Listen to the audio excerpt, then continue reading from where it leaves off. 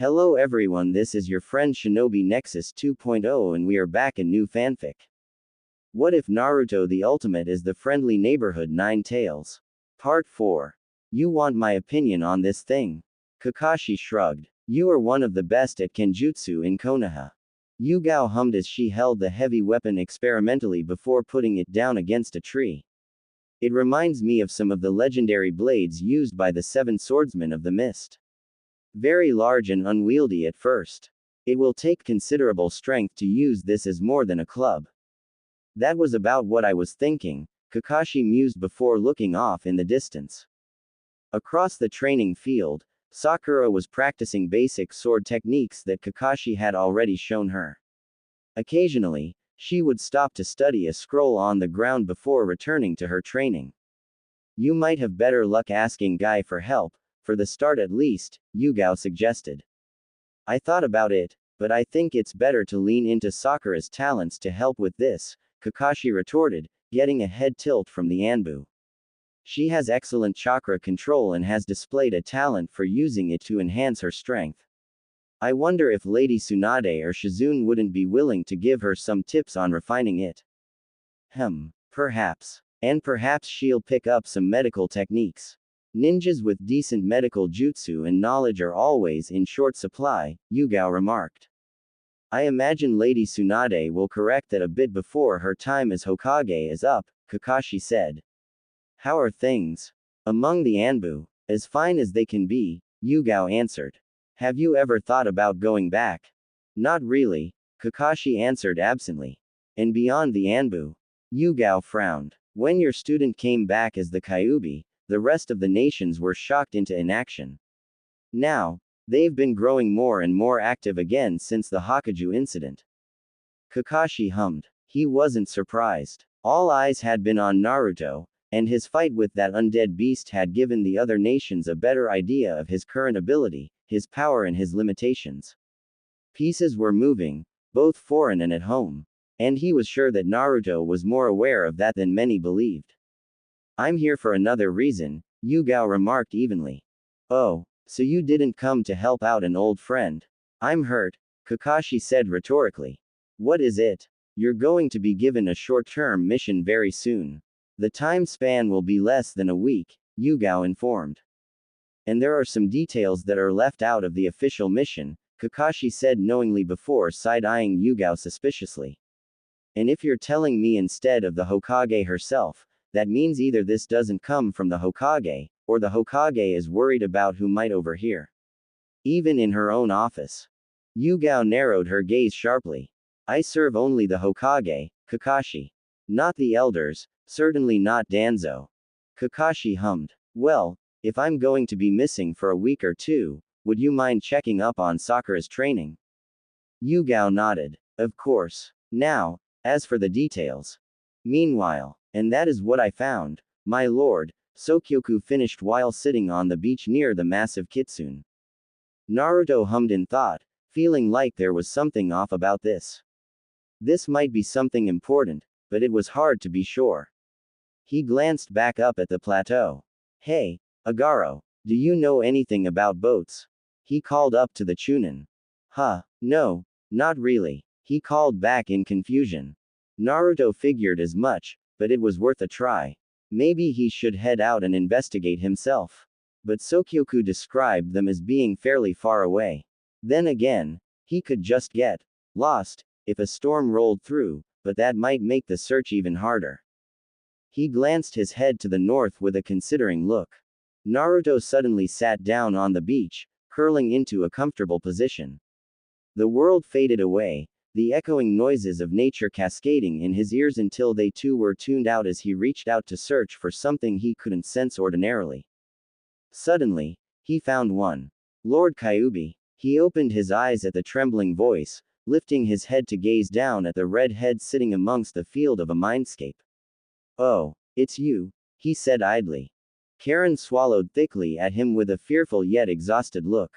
What do you want? She asked in a small voice.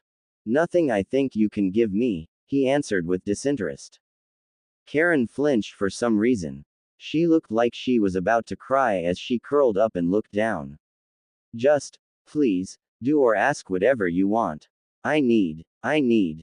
When she didn't say more, Naruto peered down at her with a head tilt. He could sense a lot of frustration and pain from her, and it wasn't just directed at him. As he stared intensely, he saw strange markings form all over her body. Or her spirit, her mind projection. There were marks on her form, in any case, red circles that glowed through her clothes with scarlet whips angrily rising from them. Naruto blinked in bewilderment as he was treated to the image of people biting this girl. Many people. I take it those aren't love bites? He asked, trying not to sound awkward. He knew some people were into rough kinks like that, but this didn't seem like that kind of situation. Karen looked up sharply before examining her body, noticing the marks were glowing for the first time. She stared bitterly at them. I can heal people when they bite me. Naruto stared. That was a rather interesting ability. He opened his mouth to speak again when he felt another rush of images. A woman, covered in bite marks, dead or dying after being drained of chakra. And then people come for a girl to bite her instead. Naruto's mood darkened in sympathy and frustration. You don't get much of a say in it, do you? Naruto asked, not willing to pry into her painful past more than needed. Karen didn't respond, and that was answer enough. I'm sorry, Naruto offered solemnly, eyes closed. Karen blinked, slowly looking up. What? I guess I've been making your life harder than it already was, Naruto admitted in apology, gazing down at her with a softer look. I'll leave you be. With that, the imagery faded, and Naruto found himself in blankness as the connection began to end. He wished he could help her a bit, but what could a Biju half a continent away do? He opened his eyes and found himself on the beach once more. Did you have a helpful nap, my lord? Sokyoku inquired, having sat nearby for a rest of his own. Unfortunately not, Naruto admitted to Sokyoku's confusion. He said nothing more and rose to his feet. I'm going for a walk. Maybe catch a whale while I'm out. Sokyoku, you can stay here if you want. I'm sure Agaro will enjoy the company. I feel like I was volunteered for something, Agaro said warily. As you wish, my lord, Sokyoku replied, waving him off. Do your best to not make any more aquatic rivals.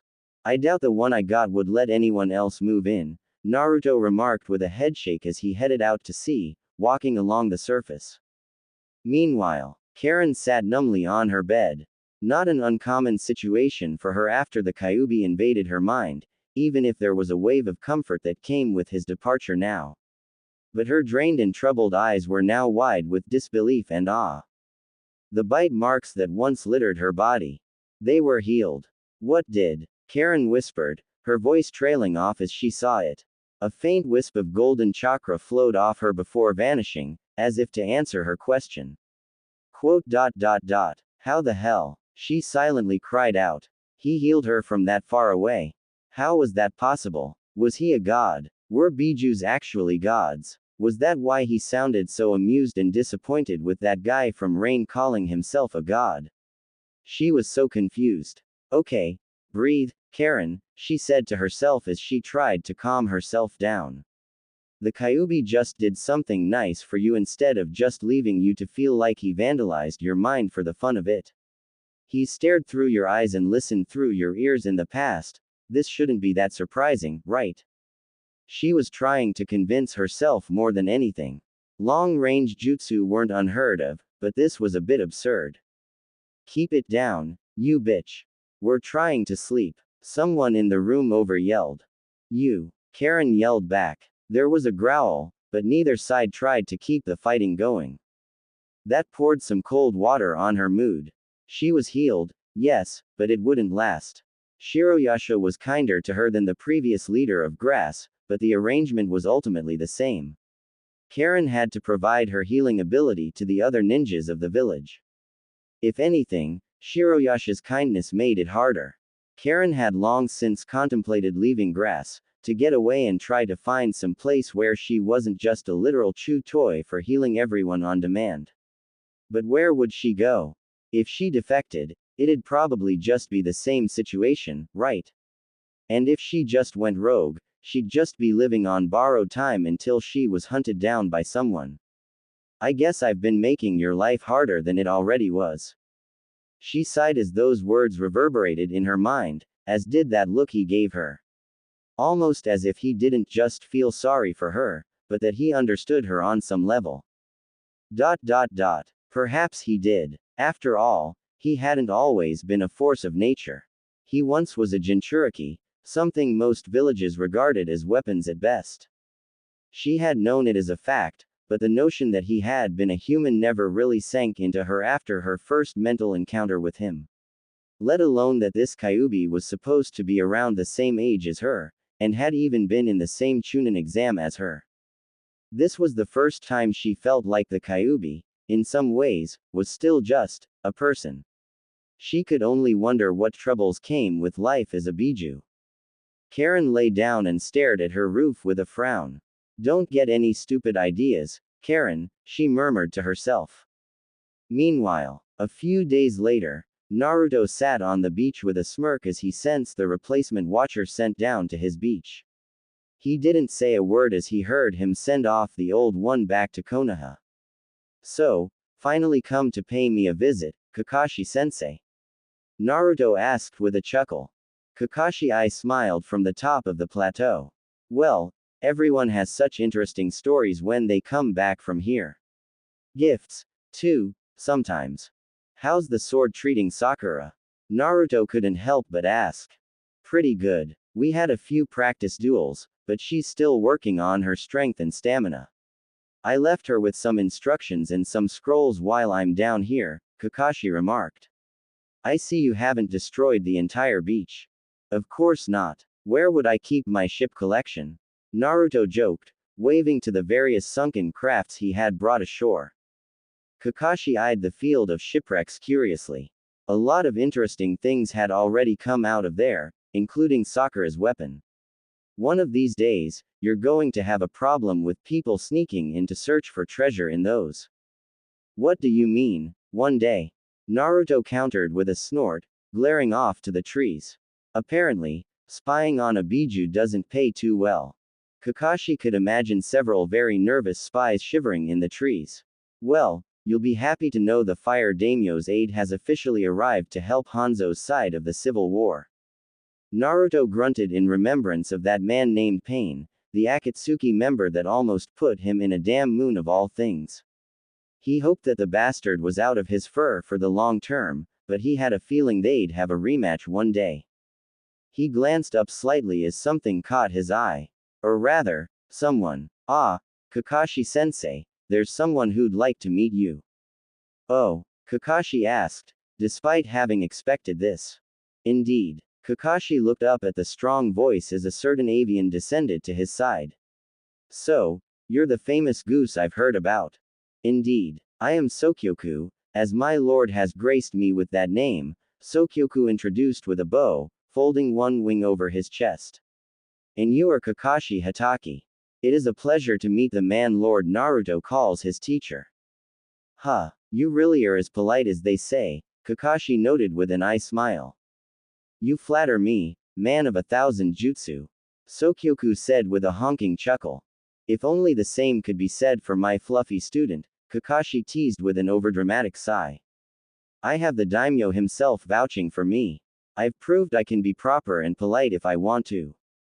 Naruto retorted, crossing his arms in mock indignation. Sokyoku observed the exchange with silent amusement before moving on. Still, I am surprised to see you here, Kakashi Hatake. I did not expect such a valued jonin would be relegated to the role of a simple watcher on my lord's shores, he said with a rather pointed look about him. I suppose I earned a small vacation, Kakashi said nonchalantly. By Naruto's unimpressed look, he wasn't buying it either. Nothing gets by you anymore, Naruto? Kakashi asked nostalgically. He was proud, but he also kind of missed it when Naruto was a bit more oblivious to these things. Yes, nothing ever possibly gets by my lord's sharp senses, Sokyoku said, glancing away with a mysterious tone. Naruto gained a tick mark. Sok, I swear, if you bring that up one more time, I will eat you again. Again? Kakashi asked with a raised eyebrow, looking at Sokyoku with interest. I feel like that's a story I want to hear.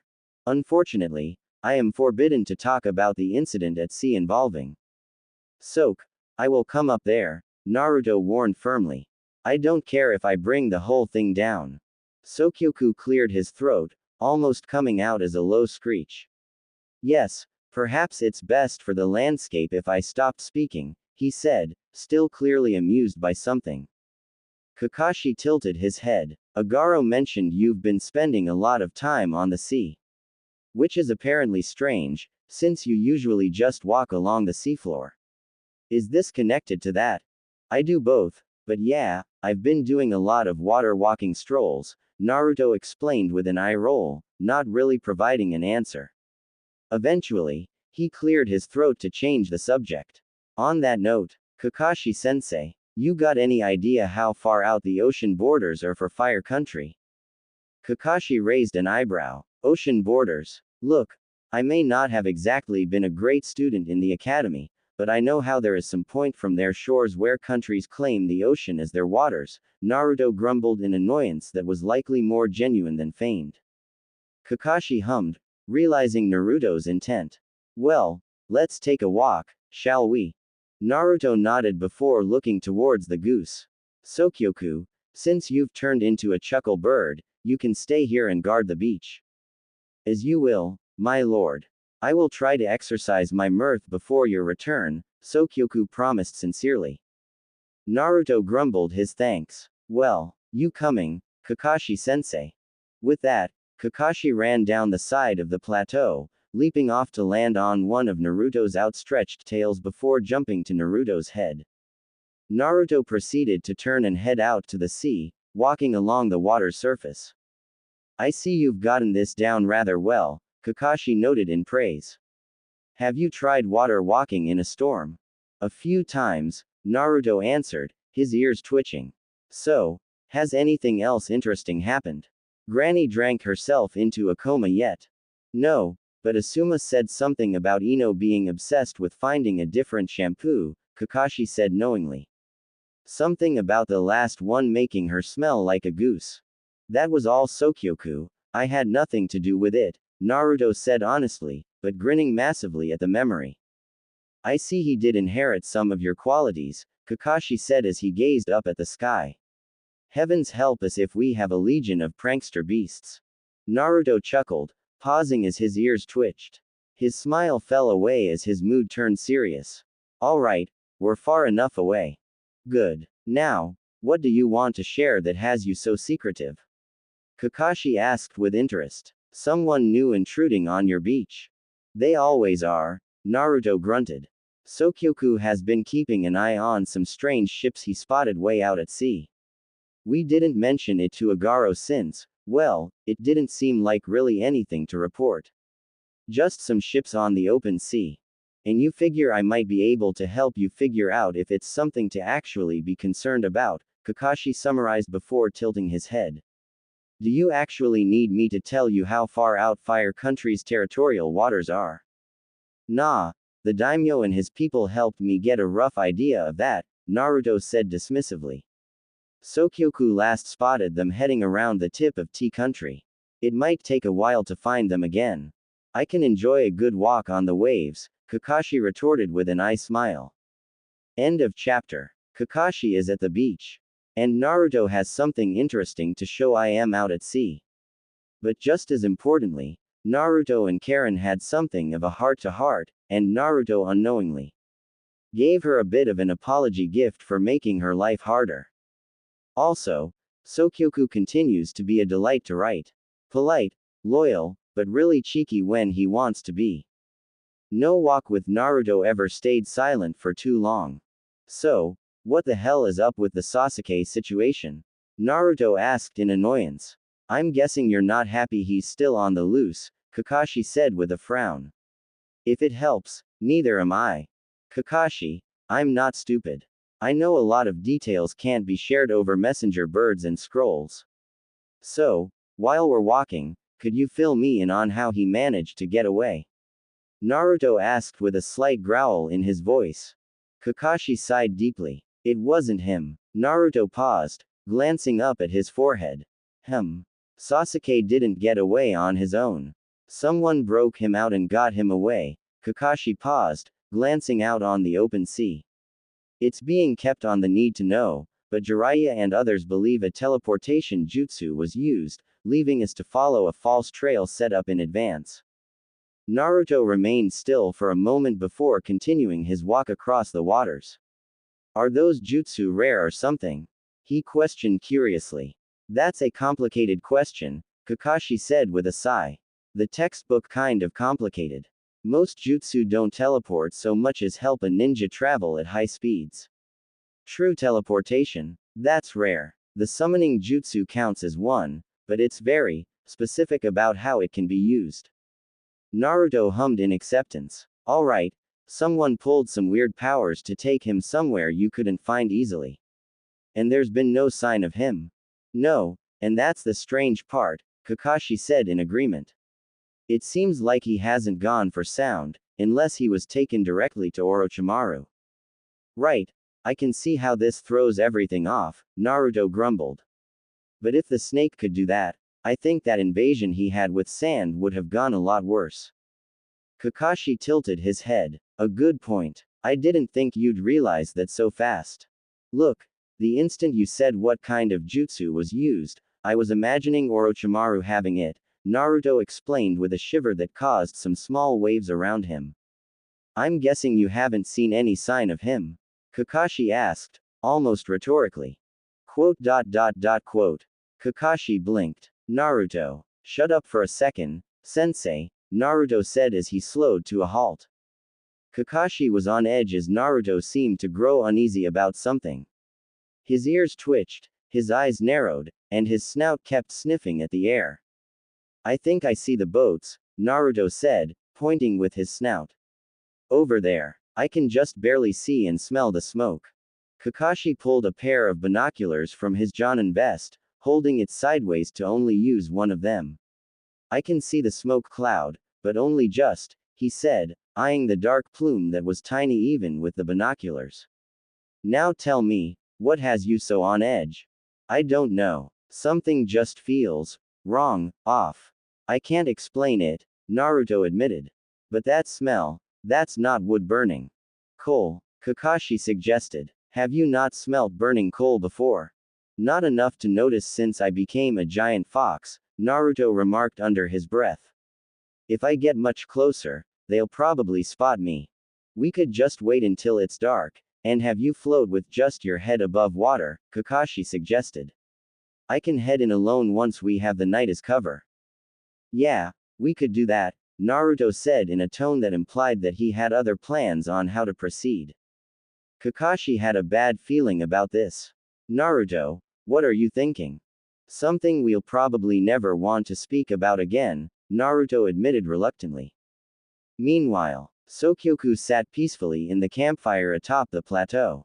In truth, the fire should have gone out long ago, now sustained only by his own power and will. It required a steady, constant, but ultimately minor flow of his chakra to maintain. He was not sure, but he found the experience similar to meditating, a soothing repetition. Slowly and gracefully, he brought his wings up, flames rising and dancing between the twin limbs of fire. The fires took shape between the tips of his wings, first into a blazing sphere, and then into other shapes. He started simple, triangles, squares, but the next and more complicated ones kept failing to materialize properly. Still, Sokyoku merely laughed at his own shortcomings. I suppose it is too early for me to make the fires take on the shape of my lord. Too many limbs, he decided before trying something simpler. First, a goose, his own form being instinctively familiar, but then to a human. It was rather impossible to make distinct features without making the flaming shape much larger. He hummed as he released the fiery construct and let it fade away. Then he rose, his webbed feet becoming flaming talons, his form transforming into a predatory avian of fire. My lord tolerates your ilk's presence because it suits him. Do not press your luck with me in his absence, Sokyoku warned sternly, not even turning to face the foes behind him. After all, I would so hate to dirty my lord's land with the scent of your blood. They didn't rise to the taunt. Either unnerved or unfazed. Regardless, the first move was theirs to make. Meanwhile, Kakashi tried not to react too much to his situation. He was inside Naruto's mouth, the jaw clenched shut to avoid letting the seawater flood in. The tongue underneath him tried not to move, and he tried not to disturb it in turn. It was a good plan, Kakashi admitted. Naruto dives under the water with Kakashi in his maw and sneaks up on the boat to allow the Jonin to surface near the vessels. It helped that Naruto didn't need to breathe himself, so there was actually plenty of air in the mouth, for now at least. Still, this was up there with some of his strangest moments as a ninja. Almost there, sensei. Mind the teeth on your way out, Naruto cautioned. Trust me, Naruto, I wasn't going to forget about that, Kakashi assured, eyeing the massive fangs. There was silence for a bit longer, Kakashi trying to keep himself stable as Naruto shifted back and forth while swimming in the water. Huh, what is it, Naruto? Kakashi asked, noticing the tone. Not being able to see didn't bother him too much, having been on numerous missions where he had to rely on someone else to relay information. The problem was, given the situation, there were bound to be a few details that Naruto would have trouble conveying. Well, the ship is pretty big, but it's got some kind of spinning things at the bottom rear. I think they're making the ship move. Naruto explained as best he could. Watch out for those, sensei. I don't know what they are or how dangerous they might be, so you should get to the surface fast. I'll try to let you out ahead of the boat, near the side of it. Thanks for the warning, Kakashi said as he prepared himself as best he could. Just be careful, sensei. Something feels really odd about this ship. Kakashi took that to heart, wondering what could be setting off Naruto's senses like this. Naruto's jaw loosened slightly, and water began to leak in. Kakashi took a deep breath and braced himself as Naruto opened his mouth fully, the seawater rushing in and swirling about briefly. He quickly righted himself and swam out from between the teeth, mindful to not get caught or scratched on them. He looked up to quickly take in the underside of the ship. It was metal, and it was fairly large too, larger than most boats he had seen. And he could see the spinning devices Naruto had mentioned. A spike of killer intent dragged his attention downwards to the side. There was a shark approaching him, the predatory intent obvious. He wasn't too surprised. Sharks often followed ships for potential meals thrown overboard. This one had either been too hungry or foolish to flee at Naruto's approach. He also wasn't surprised to see Naruto's jaw snap over to bite the shark in half. He chewed up the predator casually while giving Kakashi a nod. Kakashi gave him a thumbs up in return before swimming to the surface, making sure to stay near the side of the vessel and not get caught. The surface was smooth and slippery from the water, making it hard to hold onto even with chakra, at least while his body was still mostly in the water. He glanced up. The curve from the deck to the keel gave him a bit of cover if anyone looked down. With that in mind, he used chakra to climb up and stand on the water, running to keep up with it. It was much faster than he expected, interesting, considering he couldn't see any sails, only a lot of smoke. Where did this ship come from? And where was the crew headed? The only thing further west of here was the land of wind, and they certainly didn't have the means or interest to create something like this.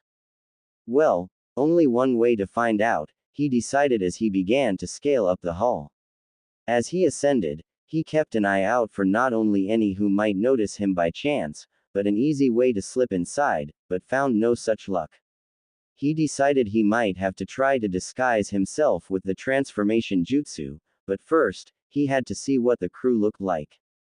He reached the deck and pulled up his headband. Just one look would be enough. He slowly moved up to peek through the metal railing. His brow furrowed at what he saw. The crew seemed to consist of people wearing large, bulky, roundish armor. Not the most practical thing for sailors. More than that, He was beginning to understand what had Naruto so on edge, partially. There were no voices. The only sound was the heavy footsteps. One of them turned in his direction, but Kakashi had already ducked down before they could see him.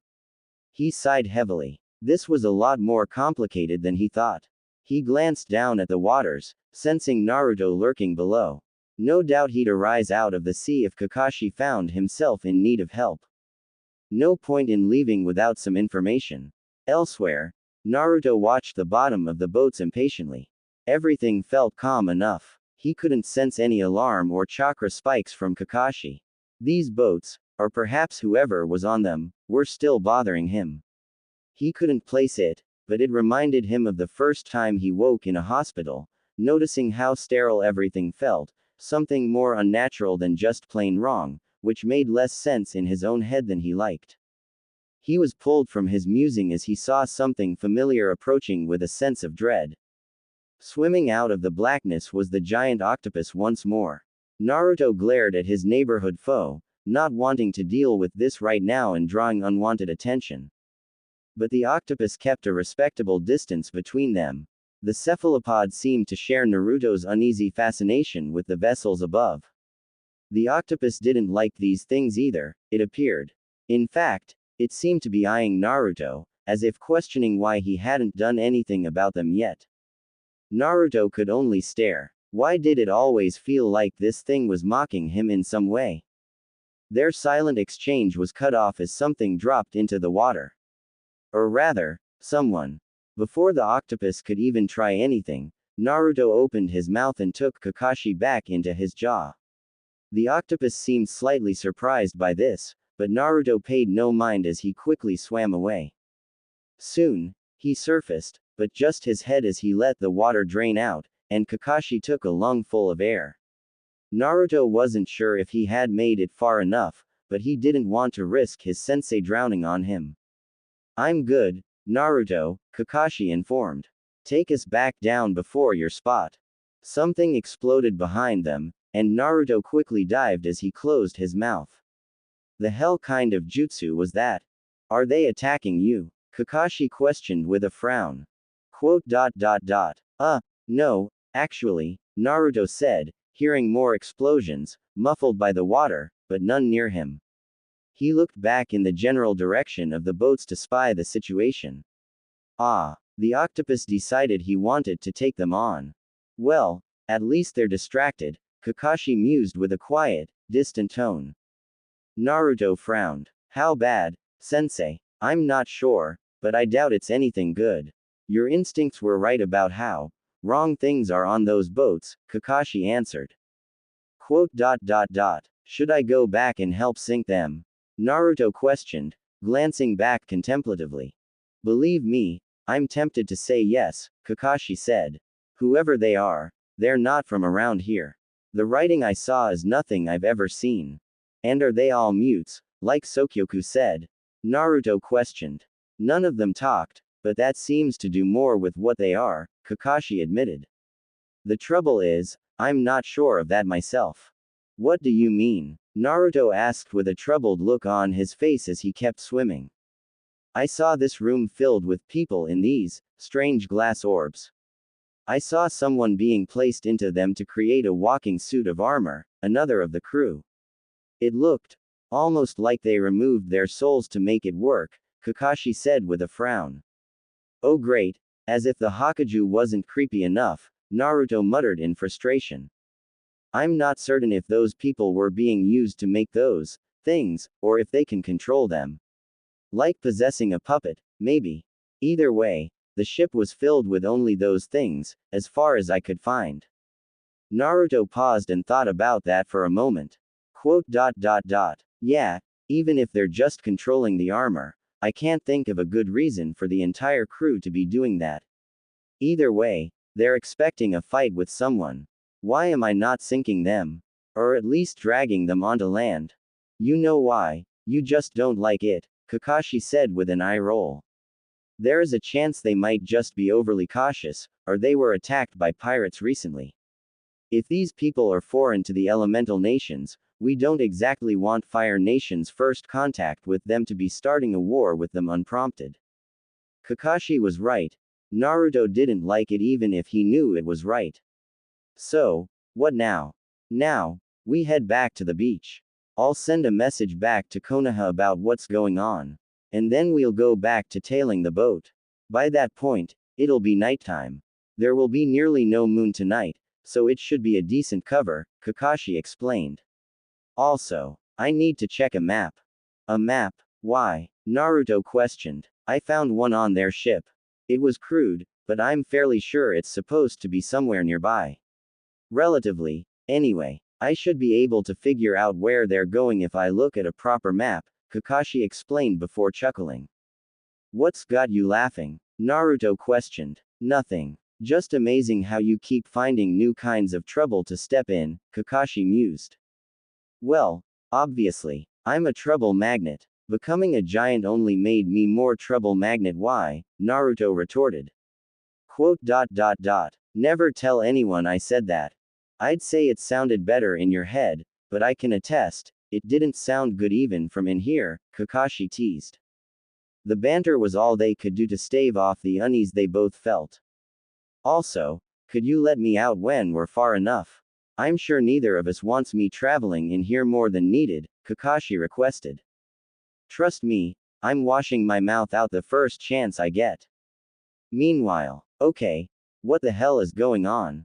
Kankuro asked amidst the many shinobi mobilizing outside the Cage building. Why are we heading to the coast? I forget we even have a coast most days. Everyone does, Tamari said in annoyance, the other ninjas muttering in confusion around them. And do you think I know any more than you? It's an emergency mission, dumbass. They only told us to prepare to travel to the coast as quickly as possible. We might be at war, Gaara said, arms folded while leaning against a wall. Huh, Kankuro said, both siblings looking to Gaara in confusion. How'd you get to that conclusion? Tamari glanced around as she stepped closer, lowering her voice. Are you spying on the council again? Only when I'm feeling impatient, Gaara answered levelly. There are enemies down there. It seems too serious and too many to be mere bandits or Nukenin. Who'd be coming at us, and from the coast? Kankuro asked in confusion. Fire Country would have an easier time attacking up from the border, and there is no way Kiri is using whatever strength they pulled together to attack way over here, right? A mercenary group, perhaps. Tamari proposed. We'll soon find out, Gaara said, looking to the side as a figure appeared. Listen, Baki called out, gathering their attention as he stood at the front of the group. Everyone, this is an emergency mission of S-rank importance. We've received word that unknown enemies have appeared on the southern coast, attacking villages and ports. Enemies, at the coast. Are we at war? With who? At this time, Baki spoke up again, getting their attention again. We do not know their origins or motives. And they are irrelevant for now. For now, we need you all to move swiftly to defend the land of wind. The daimyo has already ordered troops from the nearby areas to attempt to repel the invaders until we can arrive. One Jonin raised his hand. Who shall lead this mission, Baki? Gaara hummed. Baki himself might have been the leader normally, but he was needed here. For the time being, he was one of the ninjas doing the duties of the cage while the seat remained empty. Not to mention, they could not afford to leave Suna without capable ninjas and leaders if the village itself was attacked. This mission will likely require you to split up, Baki informed, turning to the three Subaku siblings. Tamari, I'm entrusting nominal leadership to you, he said, tossing a scroll to her. On there are the known locations of the enemies. Tamari nodded firmly. Understood, sensei. Anything else? Traveling there would take upwards of 3 days, 2 if the weather is kind, Gaara remarked, his voice cutting over the others. Might I make a suggestion, sensei, sister? My opinion isn't even worth asking for. Kankuro muttered to himself. What is it, Gaara? Tamari asked curiously. I can get us there faster with my sand, Gaara informed. A number of the ninjas looked a tad uneasy at the idea. After all, Gaara's sand had been nothing but a herald of blood and death up until recently. It was a change many were still adjusting to, or even believing. Gaara, even your chakra would be getting low taking us all there, Kankuro cautioned. That's what food pills are for, Gaara answered simply. The longer we take, the worse this situation might get. And I don't think I need to explain why one sleepless night won't be a bother for me. Tamari smirked. Well, aren't you rather determined, little brother? She couldn't help but add a hint of teasing to her tone. Gaara wasn't flustered and might have even been minutely confused by it. Fine, we'll do this your way. Just none of you get lazy and get used to mooching off my brother. Kankuro warned the others in an overly serious, almost protective tone. Some of the others almost laughed at the joke. Gaara was not blind or stupid. His socialization skills might be very underdeveloped in some ways, but he could plainly see his brother was trying to put everyone at ease. He was grateful, in a way. Changing people's perspective of him was not an instant thing. But Tamari, Kankuro, and even Baki helped in many ways. Even if he still didn't quite understand all of them. Baki nodded, looking at the whole group. It's settled then. Good luck to you all. Dismissed. Gaara narrowed his eyes as they all began to move to the village exit, his mind turning inwards. I don't suppose you would know if this is another monster attack. Hell if I know, Shukaku answered abrasively. But if you get into a squeeze, just let me out to play. I'll be sure to give them a proper welcome to the desert. Gaara hoped it didn't come to a point where he'd have to consider that. If he did, well, that would only mean their enemies were that dangerous. End of chapter. Not much to say. Naruto and Kakashi investigate the ships. Kakashi rode in Naruto's mouth so Naruto could swim them undetected. The octopus showed up and picked a fight with the metal ships, and Suna is moving to puss of some invaders. Also, yeah, someone tried getting too close to Sokyoku and the fire goose is a lot less patent with those lurking on Naruto's beach when the golden fox isn't around. Happy holidays. The trip back to the beach was largely uneventful, albeit hurried by the news they needed to send back to Konoha. However, as they grew close to the shore, Naruto froze and sniffed the air, a wary look upon his brow. What is it, Naruto? Kakashi asked, standing between the Biju's large ears. Blood, Naruto remarked with a scowl. Blood, and burnt flesh. Kakashi narrowed his eyes. That wasn't good, and gave him a good idea of what happened. Sokyoku. Naruto called out for the goose of a phoenix. The golden avian flew from the top of the plateau and hovered near Naruto's head and Kakashi. Here, my lord. Kakashi was abundantly aware that there was blood on those feathers and webbed feet. What happened? Kakashi asked expectantly. I was attacked by some rather bold intruders, Sokyoku answered with a huff. I do believe their aim was to capture me. They're up at the campsite, what remains of them at any rate. One thing after another, Naruto muttered. Kakashi-sensei, you should probably see if you can tell who they were or where they came from. Kakashi was already of the same mind, heading up to the top of the rock formations. The scene was rather telling. What had been a modest campsite was now the site of a battle, one that involved a copious amount of flames. The ground was scorched black in many places. The hut that served as a sleeping area for watchers was spared most of the damage. What hadn't been spared were the attackers. 4 bodies, all heavily burnt. He moved to check for any signs of life, readying himself in case any of them made a move and were just playing dead. As he did, he took note of the damage. Cauterized claw marks, along with odd stab wounds that he assumed were from a flaming beak. Sokyoku is more vicious than I expected, he remarked under his breath. He wasn't sure if the bird took some pleasure in the kill, or was just unused to combat, but he knew these people suffered a great deal before they died. A rasping sound filled his ears, like air through sandpaper. Kakashi looked at the last body. One of them was alive, but barely. He approached the man, or he assumed it was a man. By the blackened and crisp skin, he couldn't tell without checking beneath the remains of the clothing. Kakashi knelt down and took stock of the condition. The eyes were gone, scratched and burned out. Most of the body was burned beyond recognition. Besides the wounds, this one seemed to be the least damaged by claws or beak. Sokyoku was trying to burn this one alive. He wondered what, if anything, this one did to deserve this. Regardless, this person was going to die soon. Can you hear me? Can you speak? Kakashi asked with a frown. His only answer was harsher wheezing sounds. Breathing was a labor, speech likely an impossibility. I tried to spare one. Kakashi glanced up, already aware that Sokyoku had landed on the other side of the corpse. For information, Sokyoku elaborated, looking down at his handiwork with some unattached disappointment. I did a poor job of it. Holding back in mercy for an enemy creature is a foreign concept to me still. As a beast, such things were akin to insanity for me, for that was to invite death. That's not much different for us, Kakashi admitted without judgment.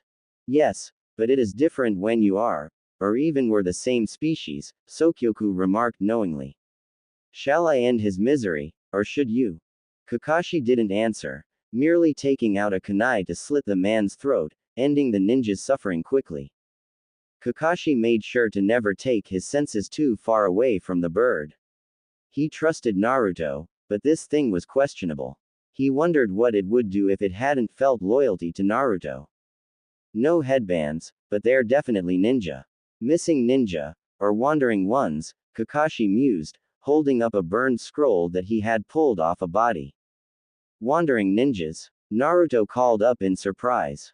Kakashi paused before shrugging and answering. Ninjas who never belong to a ninja village, learning the skills and techniques from other sources. Some are even self-taught. They usually work as mercenaries or bodyguards for nobles. So, the legal version of missing ninjas, Naruto summarized. Such a strange term. Why missing, and not just simply rogue? Sokyoku asked idly, not expecting an answer if his tone was anything to go by. Kakashi hummed as he read what he could of the scroll. I have no idea who sent them, but they were hired to try and capture you, Sokyoku. I assumed as much, Sokyoku said, utterly unbothered. Kakashi narrowed his eye at the sheer calmness of that answer before glancing towards the edge of the plateau. Naruto, has Sokyoku been attacked before? No, Naruto answered. But they've been talking about it, so we were expecting as much. Actually, my lord, Sokyoku started to correct. Sok, he means ninjas coming after you, not those damn people that keep trying to shoot you out of the sky, Naruto pointed out with a sigh. Kakashi raised his lone eyebrow very high. I should probably ask about that, but for now, I won't. It's not anything complicated, I assure you, Sokyoku said, but respectfully not elaborating for the time being. I'm not sure if you have the same idea as for what, not complicated, should mean, Kakashi murmured as he placed all the corpses in a storage seal before pulling out a scroll to write a message to send back to the village. Might I ask, what did you discover about the ships? Sokyoku asked curiously. Naruto didn't answer, having no intention of broadcasting that information to anyone listening. Kakashi glanced around briefly. Nothing good by the looks of it. They're not from around here, but they're looking for something. Speaking of which, Kakashi paused in his writing as he rose and headed over to the shack. It was very sparsely filled. A futon with some shelves filled with various supplies. He rummaged around until he found a map to examine. That's strange. What's wrong, sensei? Naruto called up curiously. They're going the wrong way, Kakashi answered. According to this, they should have actually made landfall just west of here. Naruto made a loud grunt of surprise. Those crafts meant to come here, to invade my lord's domain. Sokyoku asked from the door. Not here, just nearby. If I'm right, they are headed for somewhere around the border of the land of winds and the land of rivers, Kakashi explained. Why? I still have no idea. Naruto's ears twitched. I just realized the messenger birds got scared off. Sokyoku coughed awkwardly. Yes, well, my fellow avians are rather wary of fire, for which I will not begrudge them. How are we sending the scroll back? Naruto asked curiously. Kakashi smirked. I have just someone in mind for this. More than one, actually, he said as he cut his thumb and ran through a set of hand signs. Summoning jutsu. The smoke cleared as three dogs appeared. Kakashi. Pakun greeted, sniffing at the air. What's burning? Pakun. Bisuke. Shiba. Naruto called up before Kakashi could explain anything. The three dogs nearly jumped 3 feet in the air. Naruto. Pakun called out, glancing to the edge of the rock formation. If they couldn't even see the Biju, they had to be extremely high up. It's been a while. Welcome to my beach, Naruto greeted. Unfortunately, this isn't a social summoning, Kakashi remarked to get things back on track. Pakun, Bisuke, Shiba. I'm sending you three to Konoha with a scroll for the Hokage. Is it about the smell of burnt corpses? Shiba couldn't help asking, the gray dog glancing at the scorch marks curiously. Partially, Kakashi mused as he attached the scroll to Bisuke. I normally would have summoned just one of you, but we might have some unknown enemies lurking about. Unknown, Pakun repeated with a head tilt. It wasn't normal for Kakashi to be vague about threats. I honestly am not entirely sure, Kakashi answered with a frown. Just be wary of anyone in large and bulky armor if you see them, and get to Konoha as fast as you can. Would you like me to accompany them? Sokyoku offered from behind the canines. Sweet Inakami. Shiba cried out in a yelp of alarm, the ninja dogs jumping in surprise. Who is the goose? Greetings, hounds of Hitaki. Sokyoku proclaimed, wings opened wide before moving them into a bow.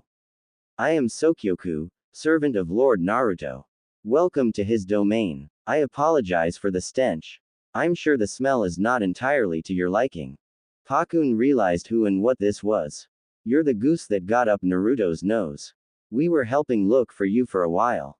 Yes, avoiding you ninja dogs was rather challenging, Sokyoku acknowledged with a nod of respect. Have you been here the whole time? Bisuke asked, moving forward to sniff the bird a bit. You smell so much like Naruto, I didn't even notice you. Well, now that we all know each other, Kakashi mused, recapturing their attention. I appreciate the offer, Sokyoku, but you'd just draw attention to them. They'll work best being unnoticed and quick. A fair judgment, Sokyoku conceded. In honesty, I would prefer to watch over my lord's shores, lest it be unguarded. Right. Anything else, Kakashi? Pakun asked the Jonin. No, I'll try and summon you all for a day at the beach when things have calmed down. Kakashi assured with an eye smile. Fresh fish. Now we're talking, Bisuke said with a smile. You can count on us, Kakashi. Naruto, try not to let Kakashi get into too much trouble with whatever mess you've both found yourself in, Pakun called out. Alright, let's move out. Kakashi's sweat dropped at that. I thought I was supposed to be the one worrying about Naruto getting into trouble. With respect, Hitaki, my lord is a Biju. I imagine your canine companions are sure he can shrug off the worst that may come better than you might, Sokyoku reasoned knowingly. Kakashi couldn't find any fault in that logic. Come on, Naruto. Let's head back to those ships. I doubt it'll be long before something happens. Naruto grunted in agreement, glancing out to the sea with a glare. Meanwhile, Gaara's plan had worked as intended, if not better, saving much time in traveling for the group of Suna ninja. They stopped only once to split up. Temari had taken nearly 2/3 of the forces to the southwest, while she left the rest with Gaara and Kankuro to investigate the southeast. That had been on Kankuro's suggestion. There are more and bigger settlements to worry about in the west. Besides, if anything bad happens, we'll have Gaara to back us up. It was rather strange for Gaara, seeing and hearing some take relief in his presence on the battlefield. But the plan felt like the right one for Gaara. If this were an invading nation, they would be targeting the towns and villages along the coast while making a beachhead. But after coming across their mystery enemies, more questions were raised. It was a small band of foes, less than a dozen. They were very tall, wearing bulky and round armor. It didn't look like any armor Gaara recognized. They wielded giant maces and were stumbling around the desert more like lost travelers than any kind of invaders. Still, upon seeing the ninja coming, the enemy didn't hesitate to try to engage them. It was very one-sided, or so it seemed. Gaara didn't even have the chance to attack before the invaders were taken down.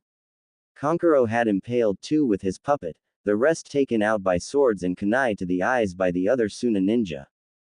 Was that it? Kankuro asked uncertainly as he looked at the unmoving enemy. The others were of similar minds, their expression confused with tinges of hope to some of them. Maybe they overestimated these enemies. Maybe they were little more than bandits. Gaara observed with his arms crossed, feeling it was too easy. Shukaku's own silence only added to this suspicion. And then, one of their own screamed out, having been trying to remove his sword from a dead enemy, only to be struck by one of the giant maces flung. Shit. Kankuro cursed as all the enemies started moving and attacking again. What the hell? Are these things immortal or something? One of the others asked warily, all of them jumping away from their foe, putting some distance between the two groups. There's no blood, Gaara murmured to himself. Huh. Kankuro glanced over as Gaara walked in front of them, towards the suits of armor. Gaara. You and the others head to the beach, Gaara instructed. I'll handle these ones before I join you. You sure? Kankuro asked, albeit not exactly afraid for Gaara at the moment. Go. There is bound to be more besides these, Gaara remarked, sand swirling around his gourd. I'll find the extent of their immortality. Kankuro grinned uneasily. He loved his little brother, he really did. It was easier to do so ever since Naruto knocked sense into Gaara, literally. But all the same, Gaara was always a scary bastard when he wanted to be. You heard the man. Leave this bunch to him. Right. The other ninjas cried out before heading away. The armored enemies turned to clumsily pursue the ninjas, but were quickly thrown down again by a wave of sand. Your fight is with me, Gaara said as he calmly approached them. Registering him as an enemy, they swung their maces at Gaara once more. But the redhead didn't even flinch as the sand rose to shield him effortlessly. No surprise or hesitation, Gaara noted as they kept swinging at him. No blood either. Are there even people in those suits? To punctuate his question, a jet of sand lashed out and struck the helmet of one of them. The armor stumbled back but still rose to keep fighting him. Gaara retracted the sand and observed the headless one. There was nothing within the armor that he could see, save a faint trail like smoke that was barely visible. Well, aren't these some freaks? Shukaku asked with a cackle. I don't suppose you have anything helpful to add? Gaara asked, even as he used his sand to rip the arm and leg off the headless armor. Nothing you haven't figured out. These aren't people, and they're not using chakra, but something similar, Shukaku mused. They're weak. They're nothing more than animated suits with a bit of enhanced strength. Even your brother's pathetic dolls are more impressive than these shuffling cans. I'll try to make that sound more like a compliment if I tell him, Gaara remarked and decided it was time to finish this. With the flash of a hand seal, the sand beneath him raised him high above them. The sands below instantly took them underneath as Gaara ground his hand down on his sand. Great sand burial. The sand below crushed down, metal screaming in protest as the suits were destroyed. And with that, silence came over the sands. They do have one strength, Gaara mused grimly. They don't stop until they are utterly destroyed. Just a few of these would slaughter an undefended village with ease. I will never understand why you humans don't all train a bit. All you furless apes could benefit from just being able to walk up walls and over water. Shukaku half complained and half mocked. It's like some of you want to be squishy and killable. Gaara believed this would be an appropriate time to roll his eyes. With that, he headed off after the others. These things were not immortal, no, but it would be more efficient for Gaara to deal with them himself than make the others have to dismember the animated armor. Meanwhile, Naruto stopped. Friend or foe, there was a certain ominous energy to seeing and feeling a walking mountain of chakra come to a dead halt, to feel his ire rising beneath Kakashi's very feet. Bad news, Naruto? Kakashi asked, knowing there was only one answer to that. I smell blood, again. Naruto said with a growl. A lot of blood. They made it to the land of wind, Kakashi realized, for there could be little other reason. There was a twisted irony in this to him, knowing that these invaders were likely invading the wrong place entirely. Any deaths here would be nothing more than the bad luck of these ships being off course. Unless it's your tentacled friend having dragged them down to the depths. Naruto shook his head, a snarl at his snout. Kakashi-sensei, either hold on tight or get off now. Naruto, you insult me by pretending I'd pick the latter, Kakashi said as he crouched down to hold on with his chakra. With that, Naruto suddenly bolted across the surface of the sea, waves of water churning and surging out in his wake. For miles, shores and sailors would note the brief and sudden change in the sea's behavior, none the wiser of the force of nature that was rushing towards the land of wind.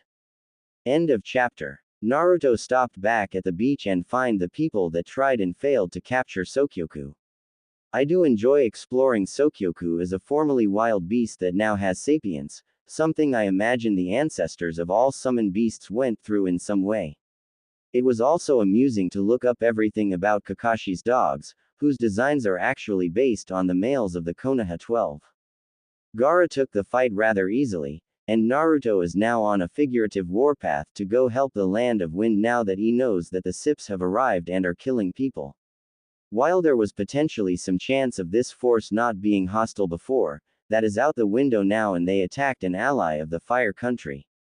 Thus Naruto personally has no reason to not get involved, and Kakashi is of similar minds. Right, just to clear something up. These invaders aren't OCs I made up.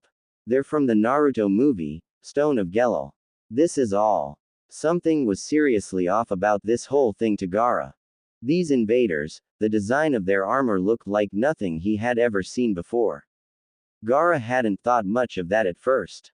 Perhaps the design had something to do with how they were animated or controlled.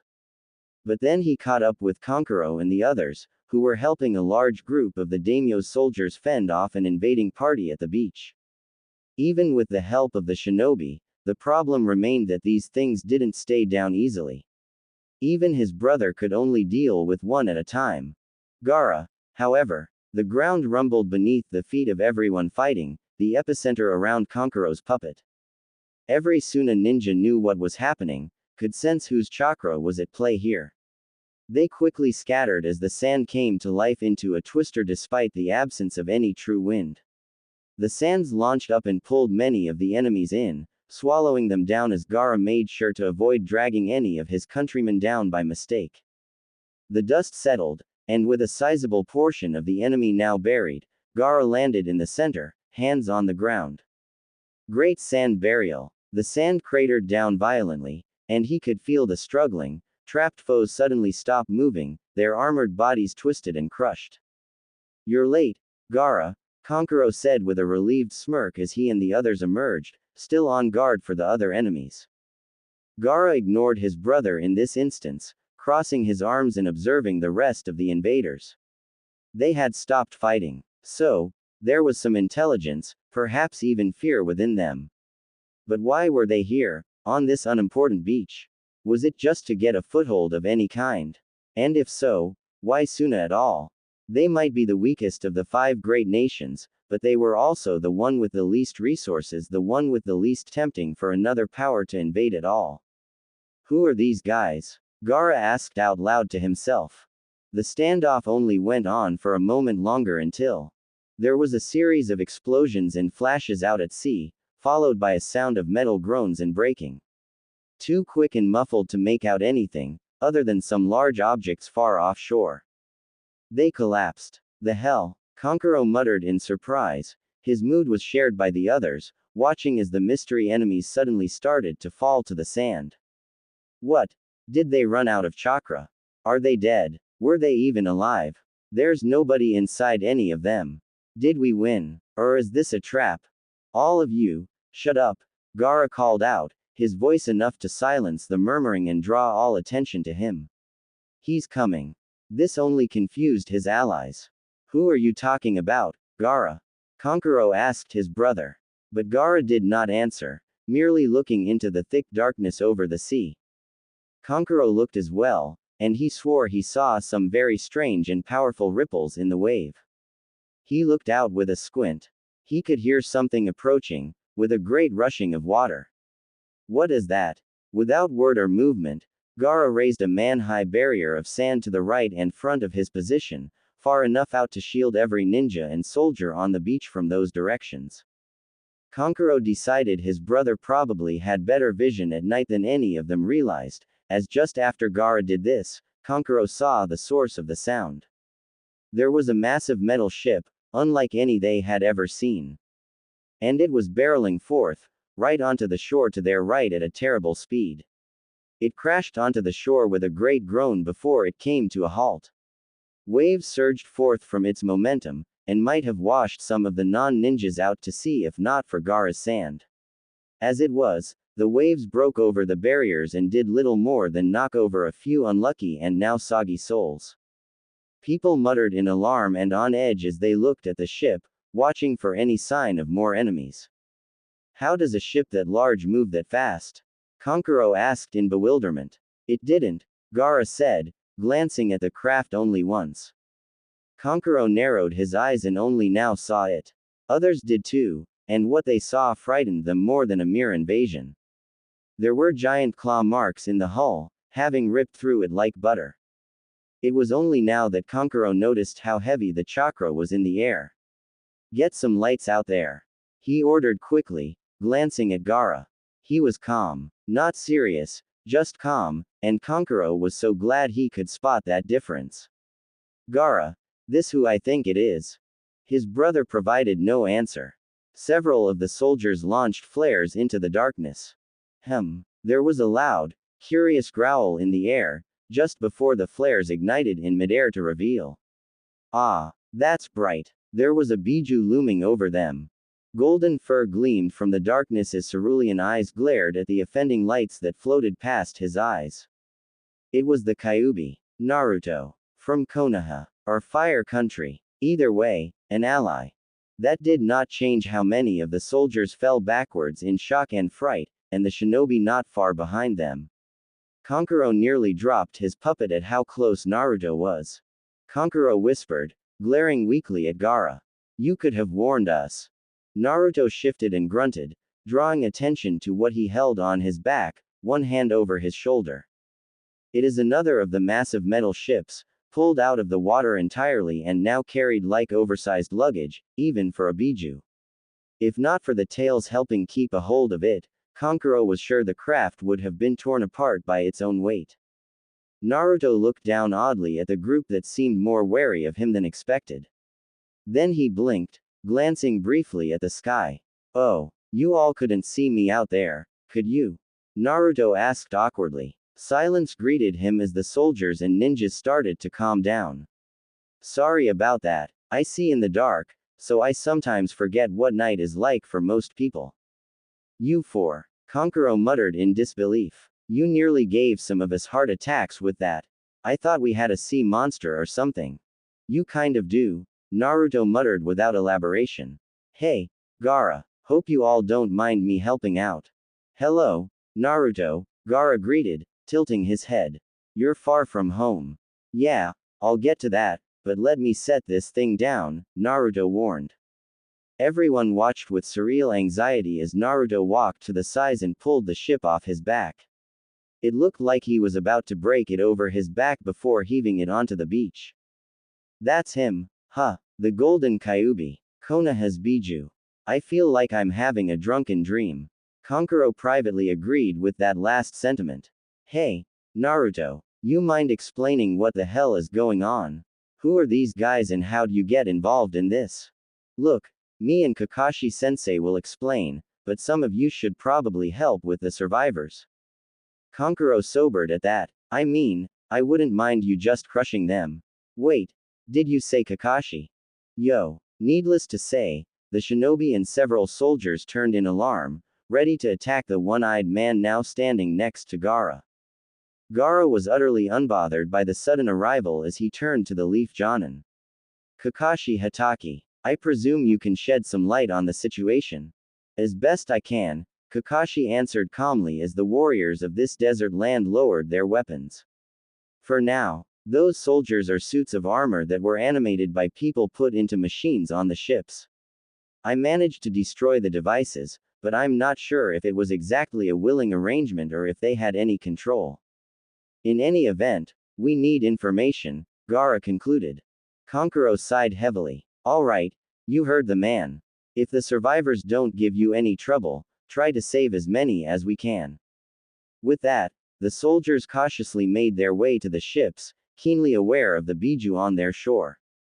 Kankuro approached his brother while Gaara looked up at his friend. It's good to see, Naruto.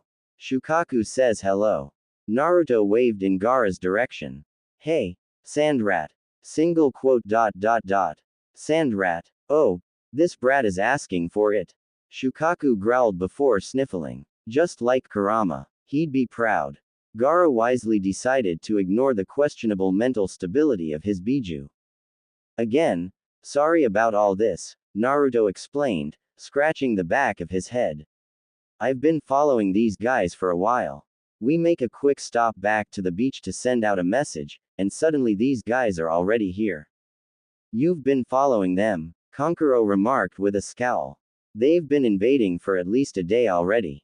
We were following 2 ships, Kakashi clarified. There was a third when we arrived. We think they separated and joined up here.